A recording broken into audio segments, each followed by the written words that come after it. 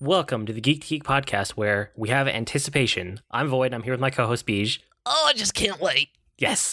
Today we're talking about the most anticipated stuff from us, or of us, the things that we're most anticipating. There we go. Yes. That's close enough. Of 2018. Because it's still, like, I know we're almost to the end of January already, but nothing has actually come out yet because that's the nature of January. Yeah. So now is like the last week that we can do this, and we thought it would be fun because then at the end of the year we can look back and see what we were actually like excited about and how that panned out. So we kind of broke this down like books, movies, games, because that was the easiest way to do it. And the thing was, once we did this and we started talking about it, like I realized that I don't actually anticipate books. And I just get surprised and delighted, like when the release date, like I don't know their release date. The book comes out and it like pops up on Amazon, or I see it on Twitter or something. The closest I possibly get is that like I will pre-order a book and then forget I pre-ordered it, and then suddenly I'll get like the notice in my email like, hey, your book is now available. But like you said basically the same thing, right? Yeah, pretty much exactly the same thing, because I forget that I pre-order them, and I do a lot of book pre-ordering because I'll see it pop up in Twitter. I'll see an author post about it or an ad somewhere. It's like, oh, releasing later this year. I'll go to Amazon right then, pre-order it, and then it completely like leaves my mind that I even did it. So I get these nice surprises when I wake up, and I'm like, oh, that book came out today. Guess I'll be able to read that. Where I just don't, and it's not that I don't care, because I get super excited about them whenever they're there. It's just, I don't like count down the days, except for maybe Oathbringer, because I was doing a reread to get ready for it, and I still haven't read it though. I mean, it came out 3 months ago, and I'm on the book before it in the series. Yeah, and like even Oathbringer for me, like I would not have known that release date if you didn't talk about it for like the months leading up to it. And I think like half the time you brought it up, I was like, oh yeah, I kept forgetting. The only one for me at this point that I would like keep track of the release date and carve out time to immediately read it is Patrick Rothfuss's series, The Kingkiller Chronicles. Whenever book 3 comes out, like that one will be very, very, like that might be my favorite series ever. But outside of that, like even authors I really like and I follow closely, I suppose, like Jim Butcher, you know, like Dresden stuff, Scalzi, and like any of his series, things like that. Like they just pop up and I'm like, oh, that book is out. Okay, I'll read it now. But yeah, it's not really anticipation. Yeah, that's kind of how it was. I used to actually anticipate Scalzi books. I knew when they were coming out because I was I was writing my own sci-fi books. I was very involved in that kind of not even sphere on the internet, but that area of the internet, and so I would see them all the time. And now I haven't read Collapsing Empire because I forgot it even came out until you mentioned it at the end of last year. And it's just like Patrick Rothfuss. I'm waiting on that one to be announced. I haven't even thought about the Dresden Files books again, but yeah, I'll read it whenever it comes out, and I'll see it and I'll pre-order it. And then the Brent Weeks Lightbringer books, whenever one of those comes out, I actually did anticipate the last one because I noticed nearby, like near its time. That's about the extent of, like, it wasn't months and months of waiting. I just happened to notice that it was coming out in a couple of weeks because I think he tweeted about it. I was like, oh, cool, I'm going to get to read that really soon. But stuff like that. We were trying to figure out like why we are this way. And I think it's maybe because it's hard to experience books like as a group and with others. Whereas one of the things I really like about talking like movies and games and all the things that we talk, you know, week to week, is that we can engage kind of in real time with other people on Twitter and like the community and Reddit and like, I mean, Discord, Slack, all the places where we are as a network and as a community. Whereas books, unless you're going to go full spoilers, it's really hard to talk about a book. And people read at such different paces that I could finish a book in a night and it could take someone else a month. Or I could put off a book and like read it slowly over a couple months and someone else finishes it in a day. Like, you know, it's harder to connect and have a community around books unless you have some kind of book club. And like, I just don't have time for that. Yeah, it's too much of a commitment. That's a big thing for me, is that reading is such a relaxation thing for me. It's what I do before bed at night. So the idea of a book club is awesome. Like, I love the idea of it, but it seems so exhausting to have to be on a schedule to read, that it also, I know you and I were talking about this when we were writing out our notes, but it feels like school for me. That's what I did for my education, was read on a schedule and discuss it as a group. And now that that I'm not an English major, I'm kind of done with that. I'm going to read at my own pace for what I want. And even as a teacher, I would have to read on my own schedule. That was the worst part. Being a bad student, I had to read my own stuff at the schedule I set and not be able to skip or miss anything if I got behind. That's the worst part about being an English teacher, is you have to be the teacher. Well, yeah, and I was saying at this point, like joining a book club for you would be like me joining an amateur video editors club. It's just, it would be work, but in a really weird way that's not actually in line with my skill set. It would just feel wrong on a bunch of different levels. Yeah.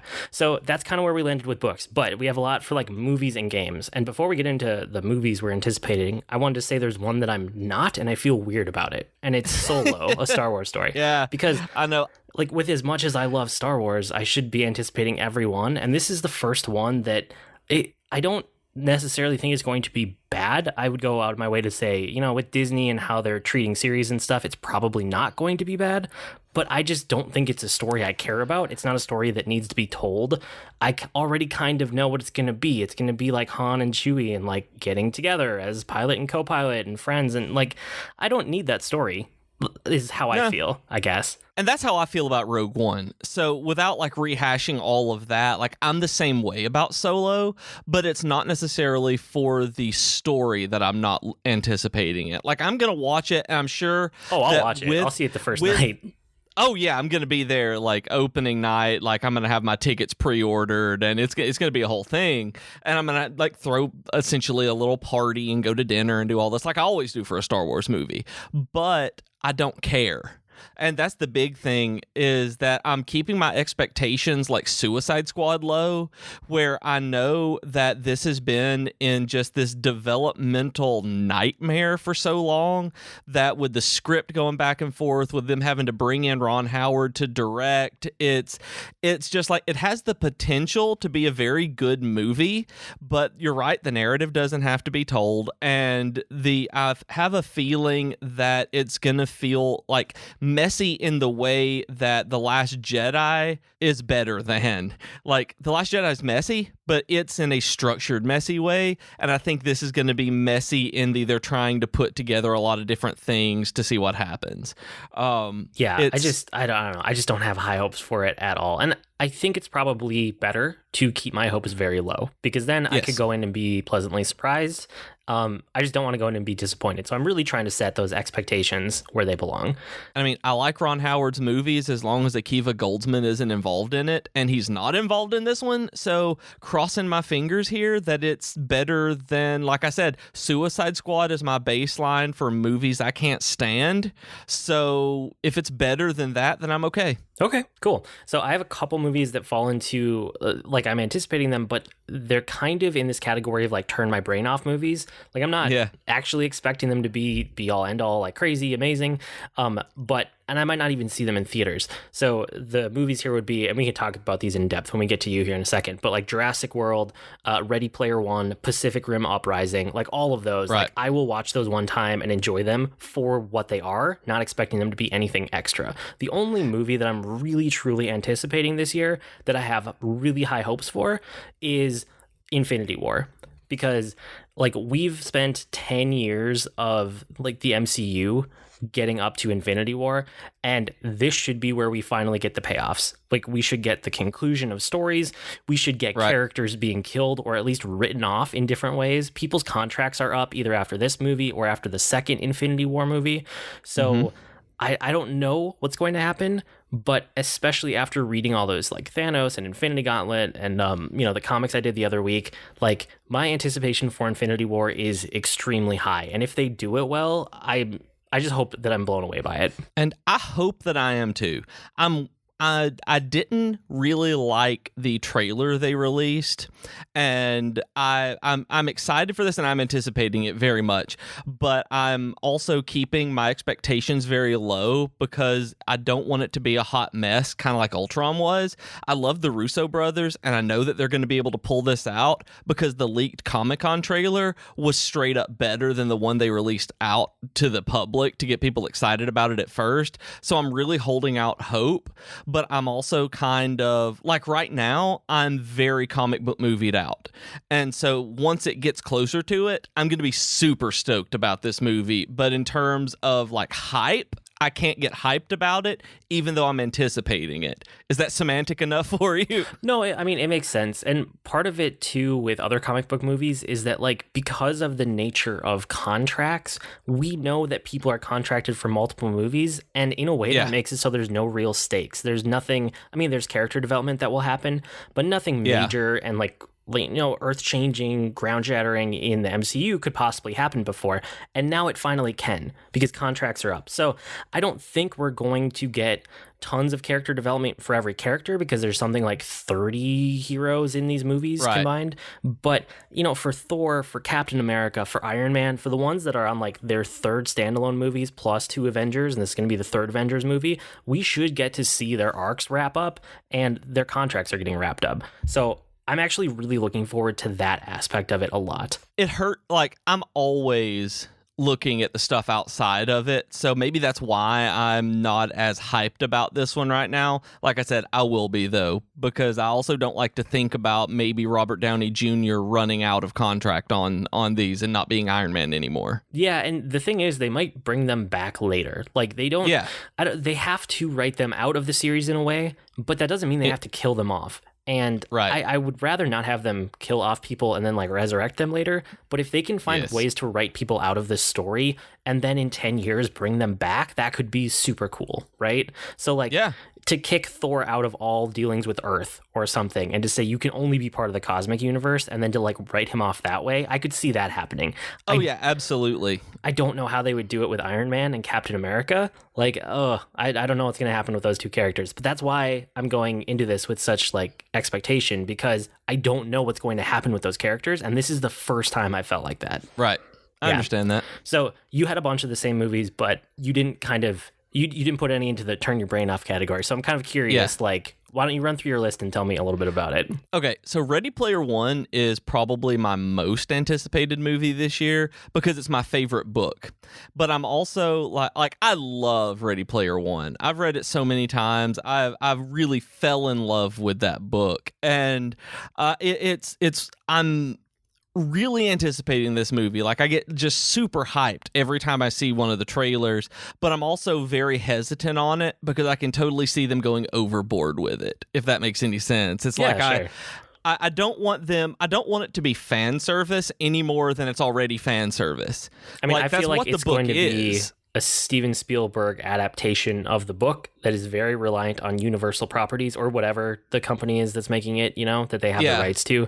I don't think it's actually going to be what the book is, so I'm trying to keep my expectations in line for that one. For me, I don't even want it to be like the book. I want it to have that same feeling as the book, because I know that you can't adapt it. I'm not the book was better person, because I like to look at each of them on their own, but I hope that it has the atmosphere and feeling of the book and the adaptation, and that's why I'm anticipating it so much, is because Steven Spielberg, if anyone, can do that. You mentioned Jurassic World, the whatever it is, Fallen Kingdom or something like that, and the trailer to me looks so boring. Like, Jurassic World is my solo, where I know that they have to be doing more than they're showing right now, but that trailer looks like there is nothing going on other than explosions and dinosaurs running, and that series is more than that. Even below the surface, it's a little more than that, and I'm like, there has to be something that they're not showing us here. There has to be more to this movie than just a baseline sequel. So the explosions and dinosaurs, like, that's what I'm going in expecting, right? I'm going to turn off my brain. I'm going to enjoy it for that at least one time in the theater. No question. I will like it once. The thing that they have come out and said is that everything in the trailers so far, everything released to the public, is in the first third of the movie. So that gives me a lot of hope that there's actually a lot more there. That's what I was expecting, given the courtroom stuff that they were showing, that since they were giving so much away to begin with, and I didn't know that what you just said, but since they were giving away so much, I expected there had to be more going on. Yep, I think so. And you also mentioned Pacific Rim Uprising, and I am so excited for Pacific Rim. mainly because like I loved the first one way more than I thought, and I love monster movies. Like turn your brain off monster movies, I just love. And like I went and saw Godzilla in the theaters, that remake, because I just wanted to see a Godzilla movie in the theaters. And like I truly love them. And this one with Uprising, not only does it have John Boyega in it, and it's being directed by Guillermo del Toro, who can make a giant robot movie that's not confusing, loud, and terrible, and he knows what he's doing. They showed in this last trailer, I noticed that the kaiju, you and I talked about it last week off air, but the kaiju kind of melded together into this giant mega kaiju, which means I think that the Jaegers are going to do the same thing, and we're going to get like a Voltron or Megazord out of them, and I cannot wait. I want John Boyega to pilot Megazord so much. I can't wait. I'm gonna go in and turn off my brain for that one and enjoy it. Yep, I'm gonna be so happy about it. I may see it 2 or 3 times in the theater just because I did the first one the same way, and it's just so much fun. I love movies like that. And then, you know, Infinity War was on my list, but we said pretty much everything that we can say about it right now. And then like Black Panther, I'm really looking forward to. It comes out in just a couple of weeks here, and I am pumped for Black Panther. That I'm amazed it wasn't on yours, actually, despite all of the comic book exhaustion that we felt. I think I want to see what they're doing with Black Panther because the trailers look phenomenal. See, I don't think the trailers look phenomenal. This is the same place that if we had done this list last year, Spider-Man would not have been on my list. I feel kind of the same way I felt about Spider-Man, that it looks like just another superhero movie, and I hope it's not, but I kind of need people to see it and like give me the lowdown before I go in to set my expectations accordingly, because to me, looking at the trailers, it looks like another superhero movie where we get somebody's origin, or like at least flashbacks to their origin, fill in their origin story, and then they fight with somebody who has the exact same power set as them, and then they come out on top. Like, it doesn't, I don't know what's there that's not already in the trailers. So I need people to come back from that movie with glowing reviews saying the trailers barely showed anything. It's a totally different movie than it looks like. I hope that's what happens, but I don't anticipate it yet. I do too, and that's kind of what I'm hoping from it. I mean, and I love the trailers, like I said, but I'm expecting more out of it because they've gone so far into the production that I've seen in building, like world building on this one. They really are going above and beyond to make Wakanda very vibrant and unique. So I'm getting a feel of kind of like Guardians of the Galaxy when they went over and above with James Gunn to make the cosmic universe feel real. I kind of feel that way whenever I read or see anything about the Wakanda stuff in Black Panther. Okay, so I'm really hopeful about that. And then, you know, just some that I noticed just were coming out that I don't really have a whole lot to say about are like Wrinkle in Time. I will see this regardless of whether it's a good movie because I used to read the book once or twice every year. It's one of the first sci-fi books I ever truly loved. So, of course, I'm going to see the movie when it comes out. The Tomb Raider movie is coming out, and I think they did a stellar job in casting. The trailer looks awesome, and it feels just like the video game, that they really got that tone and atmosphere and aesthetic correct. So it's something that I loved watching Jennifer play, so I'm really looking forward to going and seeing this movie with her. Yeah, and like right before we started recording, you convinced me that I should watch the trailer. I had kind of written it off, but I will give it another shot after we record, I promise.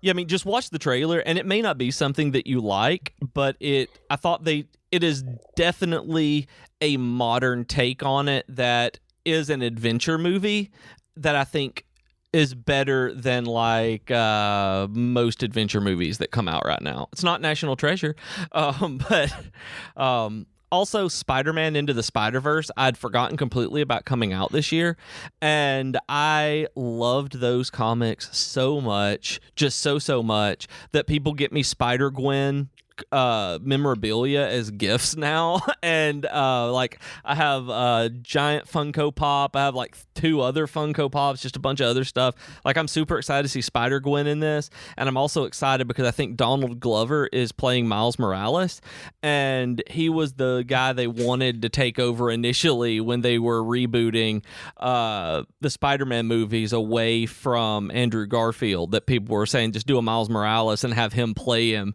And so I'm excited that he's actually going to play Miles Morales in a theatrical Spider-Man movie. It looks good to me. We've only seen that one kind of teaser trailer, so it'll be interesting. And I love Spider-Man, so I'm super, super pumped.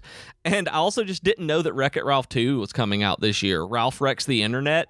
I just love the first one.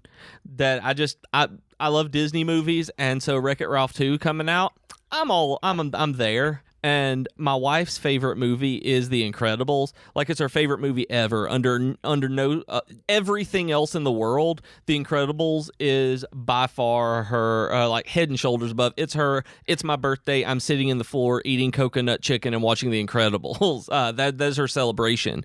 So so with the second one coming out, I'm just stoked to see it more than anything because of how excited I know that she is going to be leading up to it. Kind of like me and The Last Jedi and The Force Awakens. That's going to be her with The Incredibles 2. So I cannot wait for that because of her. So with The Incredibles 2, this is one that's kind of interesting to me because I saw the movie. Like, I saw it once, and I've never seen it again because it was just like, oh, that was a good Pixar movie. And then I moved on with my life. But now that, like, The Incredibles 2 is getting close, I'm hearing all these people who are like, it's the most amazing movie ever, that they just loved the first one so much. I didn't know it had that much a fandom behind it, I suppose. Yeah, it does. So now that I realize that, I should probably rewatch that one. It's one of the... I mean, I've seen it. I know what's in it. I know it's good. I didn't realize there was so much, I don't know, like, power behind it from fans. Yeah. There's a huge fan base of it, and Brad Bird as well, the director. He did the Iron Giant and other stuff. He did Mission Impossible, not Rogue Nation, the one before it, Ghost Protocol. And like, he just understands cinematography and making a movie fun to watch, and he's just super good at it, at storytelling. And the thing about The Incredibles that makes Jennifer love it so much, and that's made me, as I've gone back and watched it more and more with her, is that it's just good. That the movie doesn't really have a lot of those lulls like a lot of movies do. It's long, but for the most part, it's always going, and very little bit of it drags. It's just a really good superhero movie that, even though it came out before the MCU and we really had this superhero movie formula like you were talking about with Black Panther, that one kind of does the superhero movie right, and it's outside of that formula. I think that's why I really like it now, is looking at our current superhero landscape and seeing that one, and I'm pumped because it's like, it's after they've retired and getting back into it, and it's being adults, and so it's kind of that as well. Like, it's a superhero story you don't get all the time. So I think I want to know what they're going to do with it in Incredibles 2. Yeah, I'll add it back to my watch list. And actually, I've been noticing, this is kind of a tangent, I won't go on it too far, but I'm noticing more and more things that are Disney properties that I'm realizing I should probably rewatch, and I'm kind of waiting on a lot of them, because if you know anything that's been going on with Disney deals, they are going to launch a streaming service very soon, and I feel like there's going to be so much content on that for me to get around to rewatching that maybe I don't want to go out of my way to track stuff down at the moment. Maybe it's better to just wait. So that's kind of what I'm doing. Anyway. I'm really excited about that too. Yeah. I'm going to watch so much of it. I mean, once they consolidate everything, it's going to be a lot of properties under one service like that. So that'll be something to keep an eye on. So the last section here is games, and I could legitimately do a solo podcast about this topic of anticipated games for probably like an hour and a half on my own. So I'm not going to do that. Instead, I'm going to say there are a lot of games that I'm interested in, but less that I would have on an actual, like, really anticipated list, like that I'm super looking forward to, right? So let me get some of these, like, interested in out of the way quick. And so these are games that, like, they're on my radar. I'm keeping an eye on them. And almost everyone that I'm about to list here, I am probably going to buy and play. and probably enjoy to some extent or another, but these aren't the ones I'm super hyped for. I'll get to those here in a minute. So the, interested in list here is like Monster Hunter World, Sea of Thieves, God of War, Crackdown 3, Detroit Become Human, Skull and Bones, and if you guys don't know that one because it has a super generic name, it's the one that's from Ubisoft. It's Assassin's Creed 4 without the Assassin's Creed part. It's just pirate ships, basically. Bloodstained Ritual of the Night, which, again, if you don't know that one because generic name, it's the Castlevania guys, not Castlevania. That's actually just Castlevania. Again, that's the best way to put it. And then there's a new Mech Warrior RTS coming out. And then there's a couple that might be out this year, maybe not. We don't really know yet. So like Anthem, that would make it on my hype list, except it's EA and they've been doing really bad lately with just business practices and like games that look great until they actually come out. So it's kind of on this list. What is Anthem? Anthem I think you've told me about it, but I can't remember it at all. It's the one that looks like what you thought Destiny would be before Destiny actually came out. Do you remember that one? Yep. It's like mechs flying around and like party grouping. And you saw the trailer because I showed it to you at some point. Yep. Okay. And I'm Googling it right now just to see. And yeah, I remember that one. Yeah, that's the best way to put it. Destiny before it was what we thought Destiny should be. Yeah, exactly. So a couple others that might not even be out this year. Psychonauts 2, because I liked Psychonauts at the time, even though I've tried to go back to it recently and it doesn't, I don't think it holds up over time just because of games have aged and gotten better. But anyway, if they're doing a new one from scratch, I'm all there. And then Kingdom Hearts 3, just because we've talked about Kingdom Hearts to death. But, I like it, but I don't like it the way you do. So with those out of the way, the games I'm actually anticipating for the year, which is kind of as close to hype as I get for a game, the new Spider-Man, which I know is on your list too, right? Yes. Yeah, it is. That was one of the main reasons I bought a PS4. That when I saw it at E3 this year, that trailer convinced me I wanted a PlayStation 4 more than any of the other consoles. Because, I mean, Final Fantasy 15, Kingdom Hearts 3, yeah, those are things that I really, really want. But that Spider-Man game looks just like an Arkham game, but for Spider-Man, that if they pull off even a fraction of the things that trailer was showing off, I'm going to spend so much time web-slinging around that city that I'm not going to be able to get my work done. Yeah, I mean, my two favorite superheroes as a kid were Spider-Man and Batman. And we've gotten our Batman games now with like Arkham and the Telltale series. So to get Spider-Man in that vein of game, in that style, I think that Spider-Man might actually be a better fit for that type of like combat and exploration than Batman was. So yeah, I'm really excited for that game. Like you said, if it is what it was in the trailer, I'm going to love that game. With Disney Infinity, the Spider-Man games were awesome. The Spider-Man levels and characters to play as were super fun. So that was another reason that kind of like solidified in my mind that I want this game so much, is because even the most modern take on them from the Disney Infinity stuff was fantastic, and this can only be infinitely better. Disney infinitely better, huh? No, but sorry. Sorry. One of the things that can like make or break open world games for me at this point is movement throughout the world. And I think that like Spider-Man's web slinging, if they do it right, that will take the game from like a good open world game to like an amazing game overall, you know?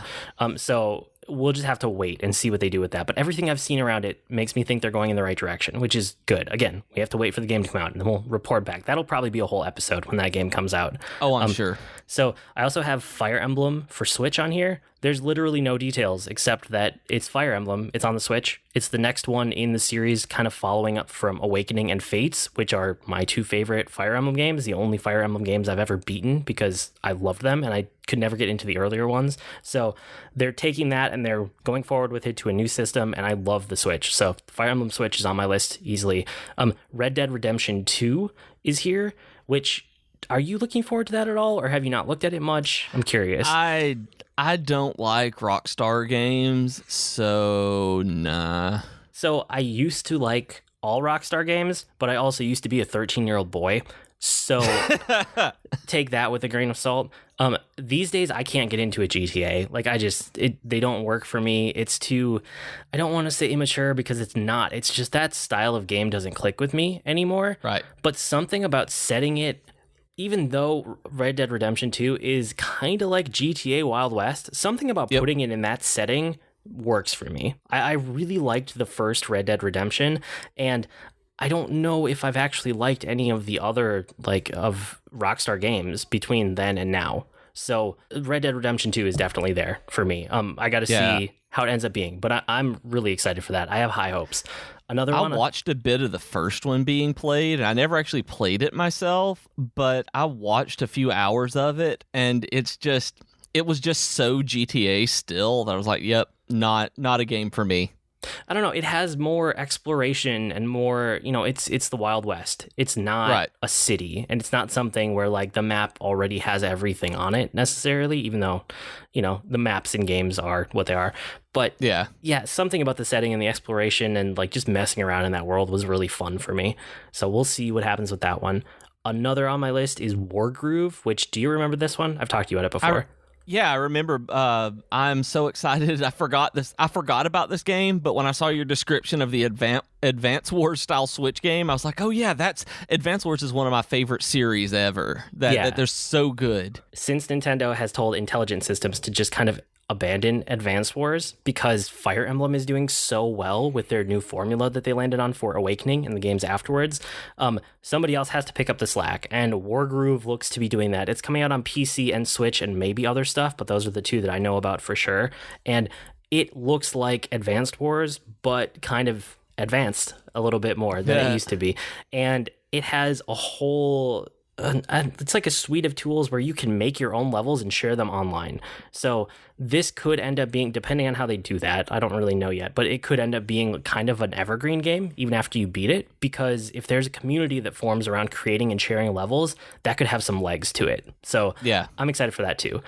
Another thing from Nintendo is Nintendo Labo, which just got announced this last week. Their cardboard stuff. I sent you the trailer, right? Yeah, I watched it, and that's another one where I just kind of rolled my eyes whenever I saw it. I'm like, oh, Nintendo. And I know a lot of people will get a lot of good out of that one, but it is so far out of anything that I would ever be even remotely interested in that I'm just like, I don't care even a small amount about Nintendo Labo. So that was my initial reaction. I rolled my eyes and I went, Nintendo. And then I remembered that I had children, and then I rewatched it. And then I went, oh, wait, this might have just become one of my most anticipated things of the year. Like making those things with my kids and then teaching them like how the systems are working together while we build these peripherals and then show them how it works. Like that is going to be an amazing project. So that's why it's anticipated for me. I don't actually care about the cardboard and the games. I care about like the activity with my kids. Does that make sense? Yeah, I mean, kids will get a lot out of this. And I'm not a builder. Like, even when I was their age, I didn't like putting things like this together. I didn't even like Legos when I was a kid. So this That's weird hits, to me. Yeah, this hits nothing that I've ever cared about. And so I'm like, on it. But like for you doing it with your kids, yeah, absolutely, it's going to be a fantastic experience for you and for them. Yeah, it should be good. And then the last one on here for me is Lord of the Rings, the LCG online. And I've talked about how much I like the LCG model of card games, living card game model, if you don't know the abbreviation. The Lord of the Rings one is one of my favorite too, because it's a co-op game. And it might actually be my favorite LCG just because it's really fun to do co-op with other people. And it's, living card game, you just buy a pack and you have all the cards in it. It's not like a CCG where you have to chase after cards and keep dumping money into it. You spend, enough to get the pack, and then you have everything, and then you build your deck off of that. So the only downside that I've ever had to the Lord of the Rings LCG is that I just don't have enough excuses to get it on the table. I own so many expansions for it and so many chapter packs that are literally sitting unopened on my shelf because I don't have a standard group or like a standing group to play it with. And my kids are just now getting into, I'll talk about this in my Geekery, but they're just now getting into like adult type board games where they can handle adult rules. My daughter anyway.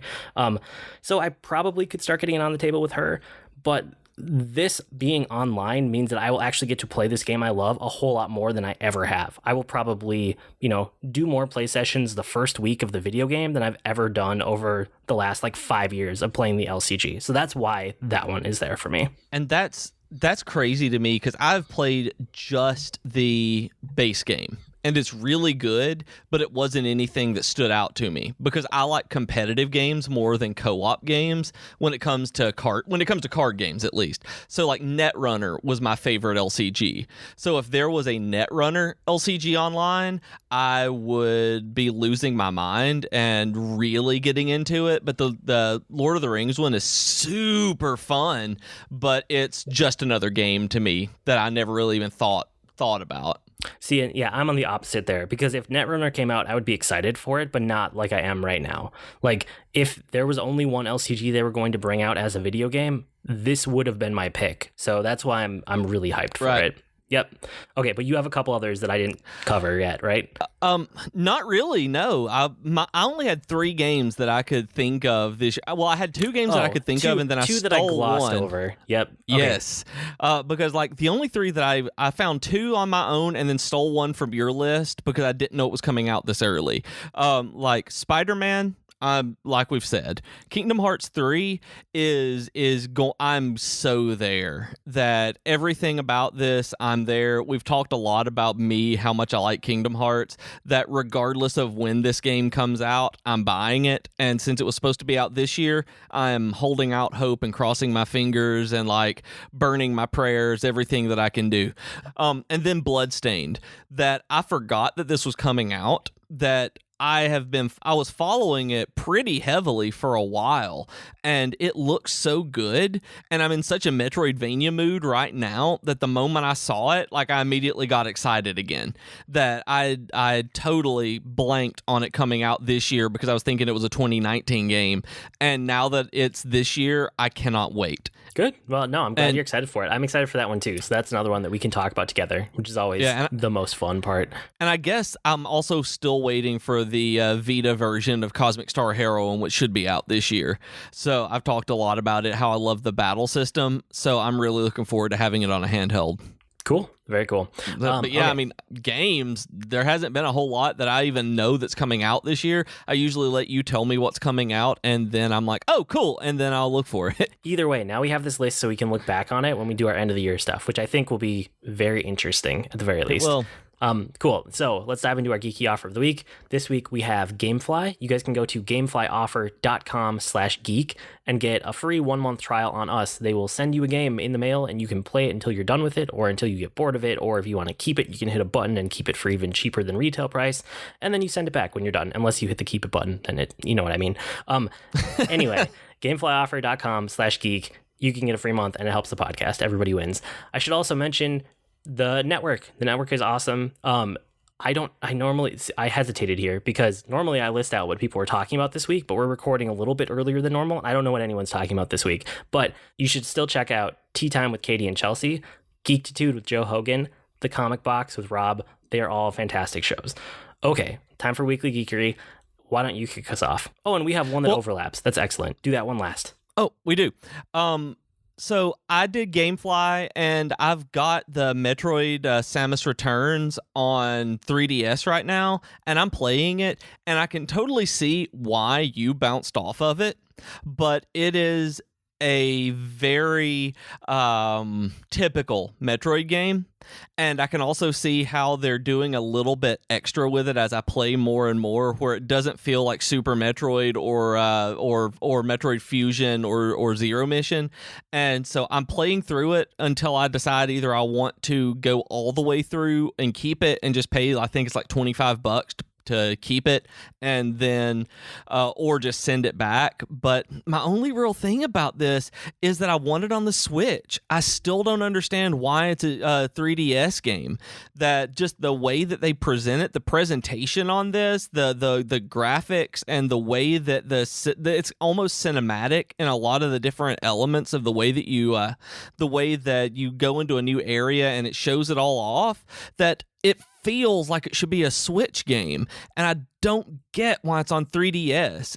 Do you know a reason why they put it out on that instead of the Switch? I mean, just development cycles and what hardware was available at the time. I think it's as easy as that. I'm really hoping for a port that if I knew there was a port coming out this year, I would send it back to GameFly and then pre-order it on the Nintendo eShop. I mean, I think there's also something to be said for having a remake on the 3DS and having the first Metroid game on the Switch be Metroid Prime 4 or whatever the new one is coming out. I hate the Metroid Prime games, I know though, you do, but other people don't. So they probably want a new flagship release for Metroid to be the first Metroid game to hit the system. Well, other games ain't me, Void. I mean, other people ain't me, Void. This is true. I know. And I understand people doing that. And whenever the Metroid Prime game comes out, I will get it or at least play it because of just to give it a shot and see if my tastes have changed. But it being a first-person shooter over a pseudo first-person shooter, let me put it that way, is less interesting than the platformer element to me. So, but I'm liking it. I do understand why you bounced off of it, though. And then I woke up to a text message this week to you saying Hero Academy 2 came out without release, without any kind of announcement or something like that, and immediately went and downloaded it. And I've been playing this quite a bit. Have you played it any since we talked last? Because I know that you were saying that it did nothing new, which is correct. I mean, it did nothing that it's just Duelist. Yes. No, I mean it's so. Yes, I played it for one night, and then I said no, and I deleted it from my phone. Did you? Yeah, I mean, when Hero Academy came out, it was like a brand new concept, but now it's been I don't even know how many years it's been between. It feels like a long time, but it probably hasn't been. It's just that kind of like CCG combined with like a board, combined with factions and cards that you play and characters come up on the board, like that's been done by a bunch of different people in a bunch of different ways now. So it just doesn't feel unique anymore because it's not. Right. And once you realize that and you stack it up against its contemporaries, it just doesn't measure up anymore, which is really sad to see. And I've actually had a pretty good time with it. I've kept playing it, and one of the ways that I feel like I'm getting more play out of it is that there are desktop versions of it. You can download a PC and Mac version of it as well. And so I'm sitting here writing, and if I'm working on something, I can have Hero Academy on my PC next to me just where I take a turn. And then I'm going back to writing where it keeps me from just like burning out whenever I have a blank spot without having to pull up my phone. So I've liked doing that. And I mean, it feels like Hero Academy, and the only part about it that I like the original better, really, is that you can do it asynchronously. That you have to play this immediately, and so I can't take a turn, put my phone down, and go do something else like I could with the original. And that was really important for it being a mobile game back in the day. And I know that mobile gaming has changed since then, but in terms of being an evergreen game, that's one of the things that'll probably keep it from being for me. Yeah, understandable. But your last one here is one that we both played a bunch of. Yeah, a few weeks ago, you talked about Fortnite and saying how it was like a lighthearted take on the PUBG stuff. And so I decided to download it on the PC, and I've played it a bit. I haven't tried the single-player campaign, but I've been playing the PvP version a bit, the Battle Royale, and my computer doesn't like it terribly much, so that may be kind of influencing the way that I feel about it, but I don't see what the big deal is. Honestly, it feels like an action game where I'm moving around and hiding from people. I mean, it's fun, but I don't really understand why it's taken the internet by storm so much with this genre. But you don't like shooters, and you also didn't like PUBG, right? No, I don't. I mean, it's a game about tension. It's not a game about shooting, even though, yes, you do need to shoot people in it. Like, it's a game about tension and having an arc to your story. So we're talking about the PvP, right? The Battle Royale mode. We're going to ignore PvE because, like you said, neither of us have actually touched it yet. But the PvP, the Battle Royale, like, you drop in with 100 players, and sometimes you land on a building that somebody else lands on, and you get killed within the first minute. But for every round that I have like that, I have a round where I'm in like the top 10 and the ring is closing in on you and you barely have much space left, and you have to like be extremely careful with every movement and every shot that you take, because you could give yourself away where you are, and you want to know where other people are without letting them know where you are. So in a way, it's like not a stealth game, but kind of stealth and kind of tactics. Like, what am I hiding behind? What are my sight lines? But at the same time, you like shoot people to get them out. It's not like just an FPS. Well, it's not an FPS at all. It's a third-person shooter. Yeah, but it's a third-person shooter, yeah. Yeah, it's just not... It's not a game where you just run around killing people, which I feel like a lot of our first-person shooter competitive games are, and I just don't like that anymore. Again, I used to be a 13-year-old boy. I enjoyed Call of Duty at the time. I don't anymore. You know, I don't want a game where the winner gets 50 kills in 10 minutes. Like, it's just not something I'm interested in. You know, this is like, oh, I spent 15 or 20 minutes and I got 2 kills, but I made it to the top 5 people. Like, that was amazing. Yeah, and I mean, I've done that, and you're right, it does feel really good when you get in, and it's like, I killed one person because I was able to sneak up on them and then was able to stealthily avoid people. Like, that is fun, but I don't understand where the staying power of this is, because I know you and I were texting back and forth about this, and maybe some of the listeners can actually tell me more about it too, but without a sense of progression, and I mean, there's cosmetic stuff, I know, but without a more of a sense of progression, and I don't feel like, at least right now, because it's early access, with this one map, I even already feel like I've seen this game, and maybe with more maps it will help that for me and really open it up. So I'm kind of hoping that there's a lot more to this coming as they start moving toward actual launch. And with my computer not liking it, I'm downloaded it on the PS4 today. It was actually installed. I did it overnight last night just to see if the performance increased, even though I have a stupid controller, to see if that will make it feel any better for me. Okay, so I understand what you're saying, and I see it. But at the same time, I'm not viewing this as like a progression game. This is like Overwatch. This is like an evergreen game. It's not about like some kind of meta progression. It's, you know, it's cosmetics if you want it to be about that, but it's mostly just about playing the game for fun. And so I've been playing this a lot the last like day and a half. It hasn't even been that long since I finally got around to getting it on PC. And I should mention, when I mentioned it a few weeks ago and I said I tried it on PS4 and I just didn't like it with the controller, people reached out to me, listeners, and said, hey, it's on PC for free now too, which I didn't realize. So the only thing is that it's not on Steam, which I guess is where I was looking.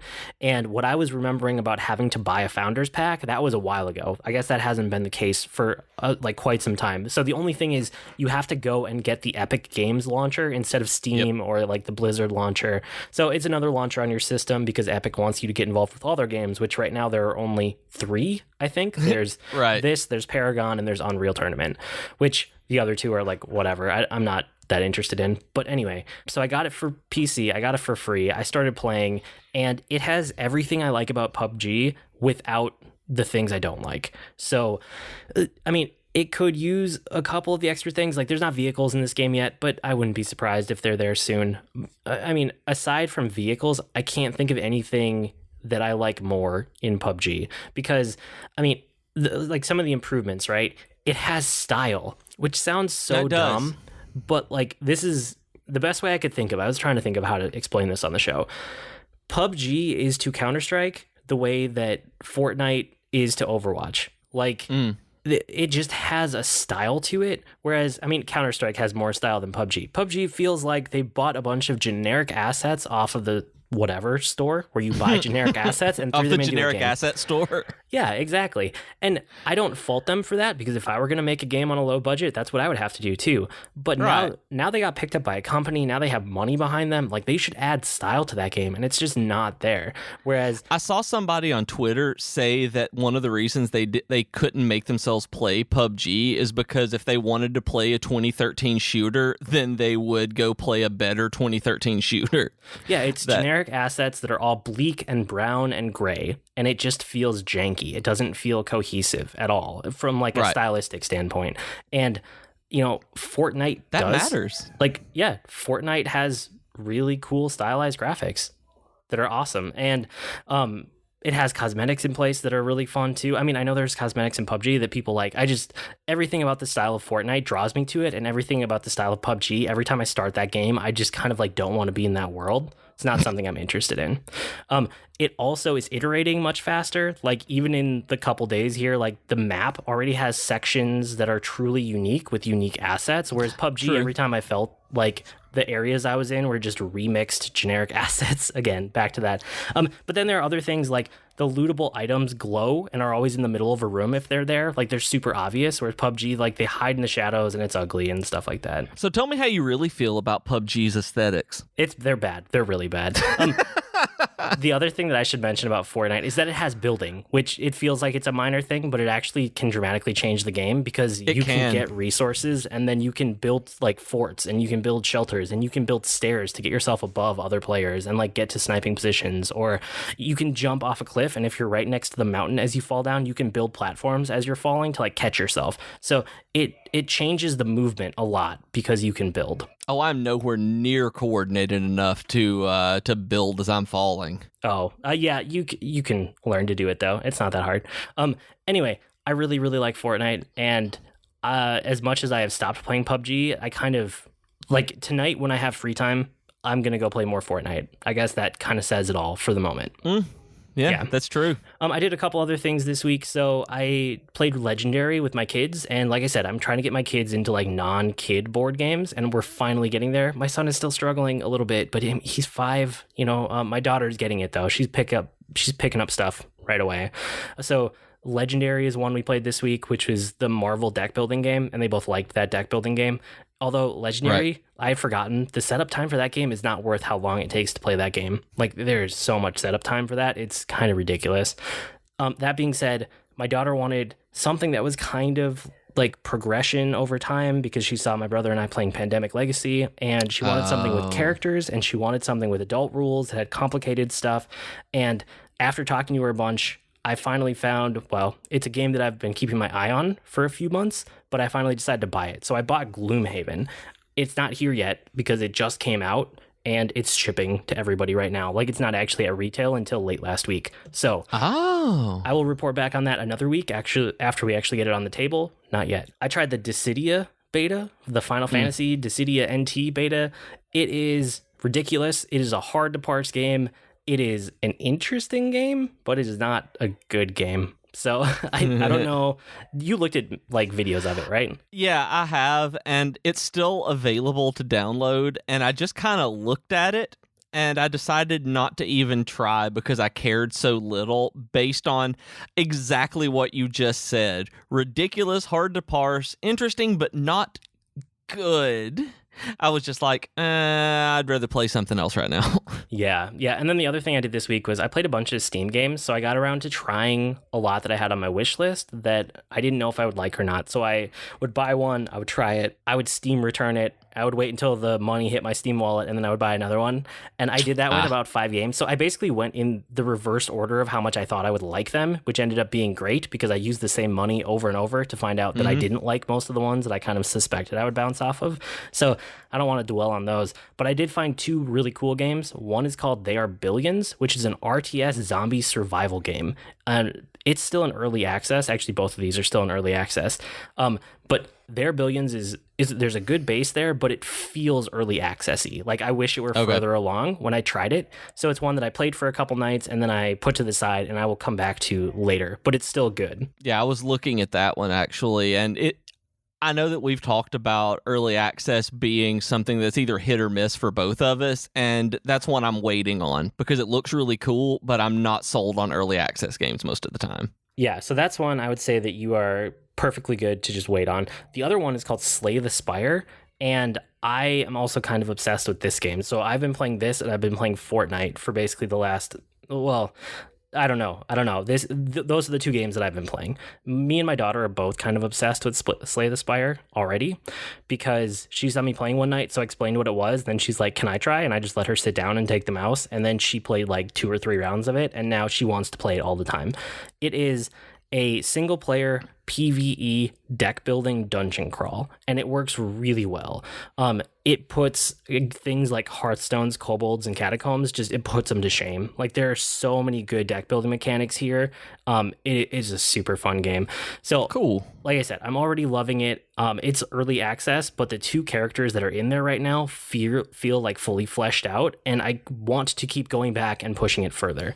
There's a couple things, like I kind of wish the art was a little bit better. I kind of wish there were more characters, but I also felt like it was totally worth the money, and I can easily recommend it in its current state. Oh, fantastic. I know I checked it out. You had sent a link, and it was one where I was waffling on it, mainly because of Hero Academy 2, because one of the things that it does, I don't know if you got to and saw that it actually has single-player campaigns where you have storylines that you go through with unique challenges that give you, like, ultra packs of cards, as they call it, and as you move through it, it advances the story. You have unique things that go on, and I'm playing through one of them, and it's actually pretty neat. I mean, it's just with the campaigns, it feels like what you were looking for with kobolds and catacombs as well. So with Slay the Spire, I have like $15 in Steam cash right now. I may try that one myself. Yeah, Slay the Spire is really good. I liked it a lot. And that's one too where I just think it's going to get better and like more fleshed out over time, but I also don't think it needs to change that much. I think it's mostly there. My only real complaint is that it's not on mobile, and if it was on mobile, I would be playing it like all day, like every day. Not all day. I have work to do, but I'd be playing it a lot. Like a lot. Nope, all day, every day. You'd lose your job. You'd live under a bridge, all because of Slay the Spire. So anyway, I recommend that one. You should check it out.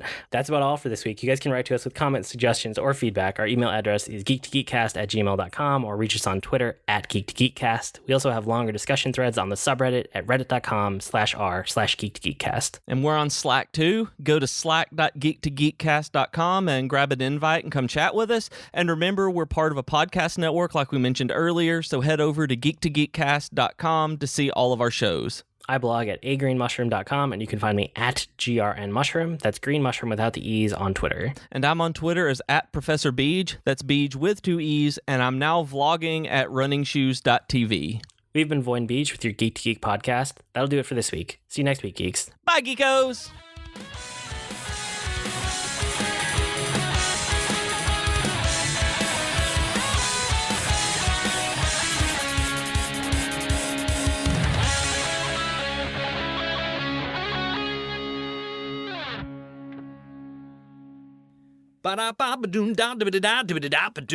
Comics. Hey everyone, Rob here, your friendly neighborhood comic geek, inviting you to join me and my rotating cast of co-hosts each week on The Comic Box, where we tell you everything you need to know to become a world-class comic book geek. So join us for The Comic Box each week right here on the Geek to Geek Podcast Network. Hey everyone, I'm Katie. And I'm Chelsea, and we're the hosts of the podcast Tea Time with Katie and Chelsea. We are 2 best friends who love pop culture. We try to have a female perspective on things, but we really just talk about anything we like. What are some recent topics we've done, Katie? Well, we've talked about girl power songs, Wonder Woman, Veronica Mars, young adult fiction novels, San Diego Comic-Con, and so much more. So grab your cup of tea or whatever your drink of choice is and download our podcast on iTunes or Stitcher and start listening today. Hi, my name is Joe Hogan, and I'm a geek. And if you're currently listening to this, there's a good chance you're a geek too. So check out my podcast, Geektitude. Each week, I talk with somebody about their geek aptitude. Sometimes I talk to people in a geeky profession. Sometimes it's someone doing something really cool with their geekiness. Often it's another geeky podcaster. But it's always someone who wants to share their inner geek. So join me each week as we come together to geek out about all the geeky stuff we love. And remember, this week, keep it geek.